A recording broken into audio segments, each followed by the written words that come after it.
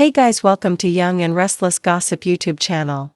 Today's topics: should Victor end his decades-long grudge against Jack on The Young and the Restless?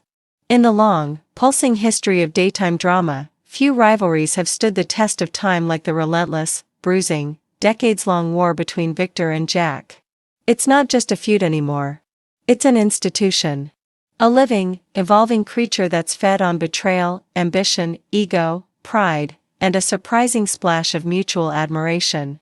Their conflict has framed storyline eras, spawned legendary episodes, and shaped entire generations of fans who know that whenever these two men step into a room together, something seismic is guaranteed to follow. But after nearly 40 years of war, corporate battles, family clashes, personal vendettas, grave betrayals, and even the occasional moments of shared vulnerability, the modern viewership of The Young and the Restless is increasingly asking the same question: should Victor finally bring the feud to an end?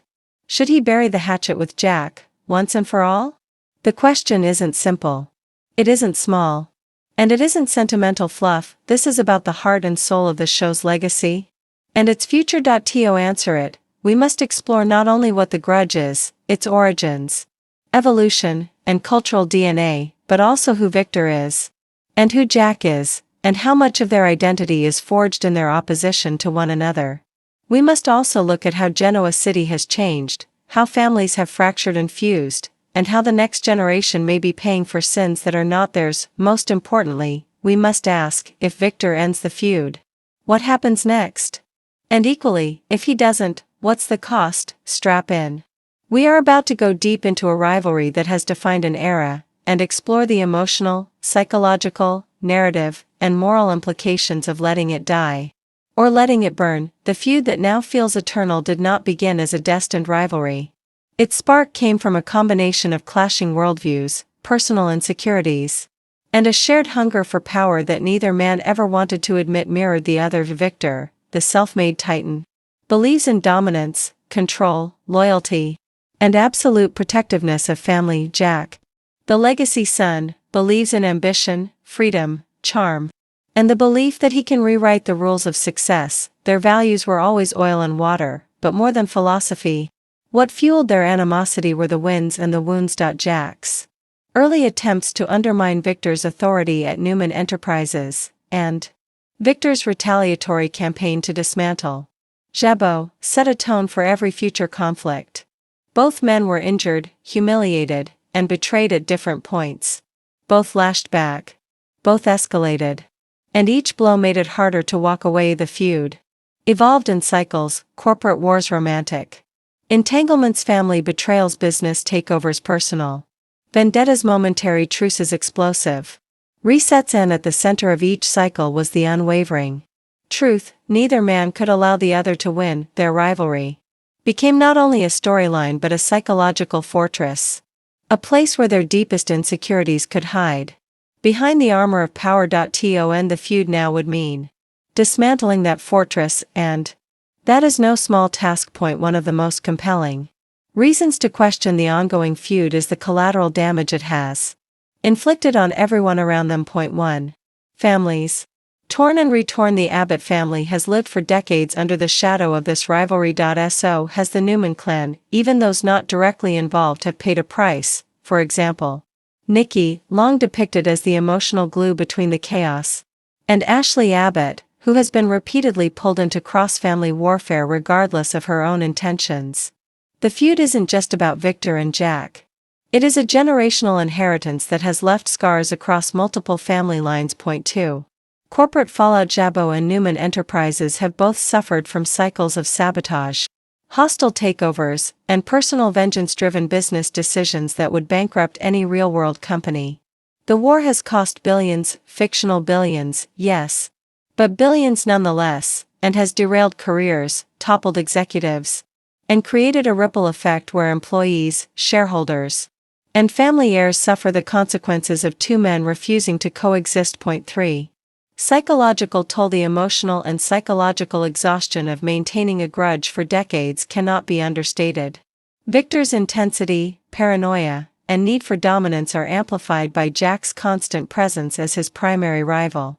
Likewise, Jack's insecurities, desire for validation, and competitive streak are often sharpened in reaction to Victor's actions. Jack once admitted, reluctantly, that Victor brings out the worst in him. Victor, if he were ever to drop his walls, might admit the same. Why the feud still works, the beauty of a legendary rivalry. Before we argue that the feud must end, we must honor why it is beloved. Point 1. It drives the show. The Victor-Jack rivalry is synonymous with the Young and the Restless. It is foundational mythology. Without their conflict, the show would lose one of its defining tensions. Their scenes crackle with electricity because every line is layered with 40 years of subtext. There is nothing like it on television. Point 2. It pushes both characters to their limits. Each man is at his most cunning, his most strategic, his most dangerous, and sometimes his most vulnerable when confronting the other. Their rivalry reveals depths of character that no other storyline can unlock. Point 3. Fans expect it. It's tradition. It's iconic. It's part of the show's DNA. Ending the feud feels as monumental as ending gravity. Point 4. There is love beneath the hate in rare, fleeting moments, usually involving illness, family tragedy, or a mutual respect for legacy. Victor and Jack acknowledge the truth. They understand each other, they challenge each other, they sharpen each other, and they may even care about each other in a deeply begrudging way. Their rivalry is not one-dimensional. It is layered, complex, occasionally tender, and always dynamic. Why the feud should end? The argument for PACE now. Let us dive into the heart of the question, should Victor let it go? Here are the strongest reasons why the answer may finally be yes. 1. Legacy matters more than war. Victor is entering the twilight of his career. He has built his empire. He has raised his family. He has survived enemies, health crises, and corporate storms. What remains now is legacy. A man's legacy is not measured solely by victories. It is measured by wisdom, growth, and the ability to rise above past battles. Ending his grudge with Jack would be a profound act of evolution. Point 2. The next generation deserves freedom. The younger Newmans and Abbotts, such as Kyle Abbott and Summer Newman, should not inherit rivalries that began before they were born. They deserve the chance to redefine family relationships, business partnerships, and personal futures without ancient grudges shaping every interaction. Point 3. Victor has outgrown the need to prove himself. Once upon a time, Victor's drive was survival, then it became conquest, then it became dominance. Now he has nothing left to prove, except perhaps to himself. Ending the feud would show that he is strong enough to rise above it. Point 4. Jack has evolved too. Jack, once impulsive and hot-headed, has matured significantly. He has battled addiction, heartbreak, and loss. He has learned empathy, humility, and restraint. He is not the man Victor once fought. If both men have evolved, perhaps their rivalry should 2.5. Peace does not mean weakness. Ending a feud is not surrender. It is choosing a new path. A path where Victor can focus on family unity, corporate stability, and legacy building rather than endless retaliation.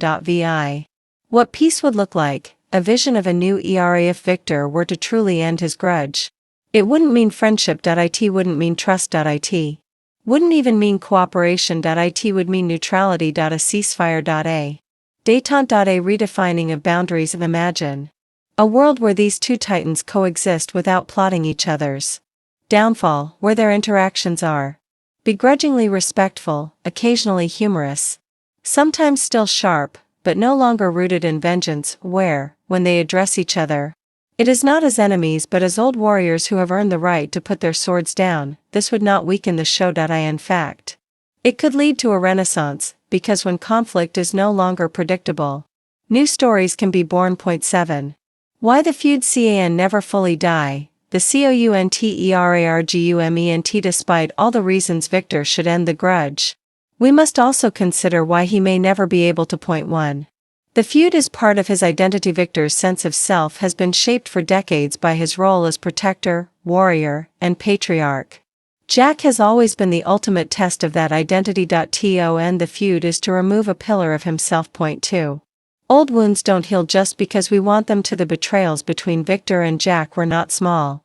They involved corporate theft, family meddling, moral attacks, and deeply personal wounds. These scars are not easily forgotten. Point 3. Jack will always be Jack. Even with maturity, Jack's ambition will never die. Victor knows this. A ceasefire may simply be an invitation for Jack to strike when he sees an opening. Victor's instincts tell him, stay vigilant, stay dominant, stay Victor. Point 4. The show needs conflict from a storytelling perspective. The feud is pure gold. Ending it entirely may deprive the show of one of its greatest engines of drama. Point 8. A middle path, evolution. Not extinction. The real answer may not be end the feud or continue the feud, but transform the feud. Let it become older, wiser, sharper, more strategic, less destructive.